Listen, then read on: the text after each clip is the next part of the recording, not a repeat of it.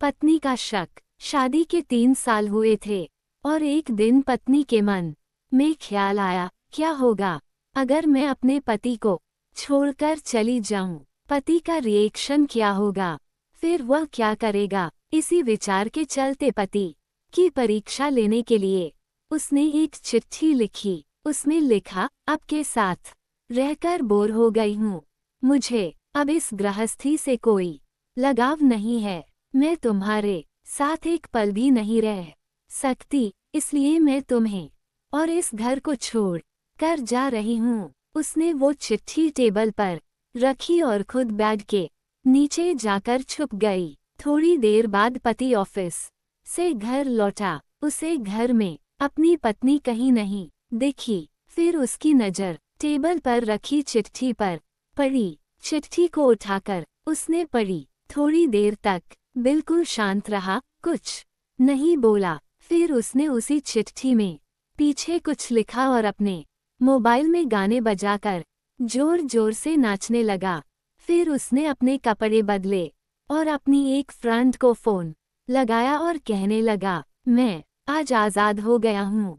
मेरी बीवी को आखिरकार ये एहसास हो गया कि वह मेरे काबिल नहीं है, इसलिए वो खुद ही मुझे छोड़कर हमेशा के लिए चली गई है और मैं अब आज़ाद हो गया हूँ। तुमसे अभी सामने वाले बगीचे में मिलना चाहता हूँ।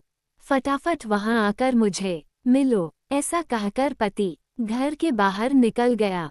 दोनों आंखों में आंसू की धारा लिए पत्नी बेड के नीचे से बाहर निकली। उसके हाथ थर-थर कांप रहे थे।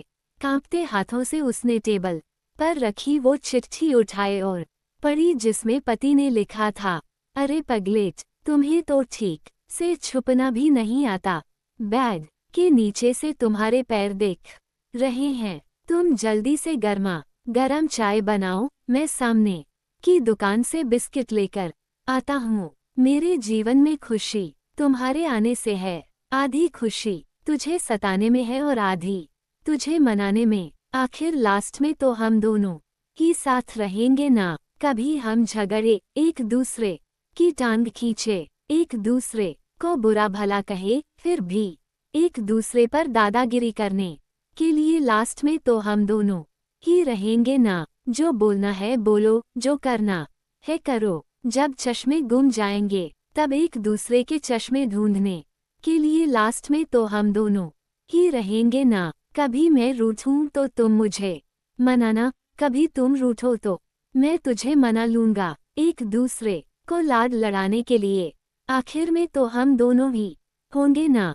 जब नजर कम आएगा, सुनाई भी कम देगा, तब एक दूसरे में एक दूसरे को ढूंढने के लिए हम दोनों ही होंगे ना।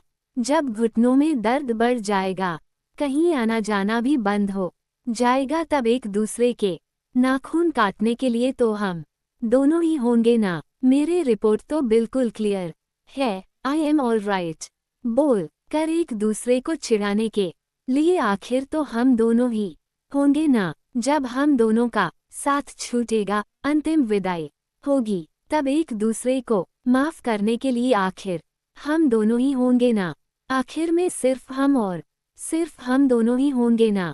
कहानी खत्म होते होते बीवी का रो रो कर बुरा हाल हो गया। उसे पता चल गया कि उसका पति उससे कितना ज्यादा प्यार करता है। दोस्तों, कहानी पसंद आई हो तो एक लाइक और अपने दोस्तों से शेयर करना मत भूलना। दिल दिल दिल।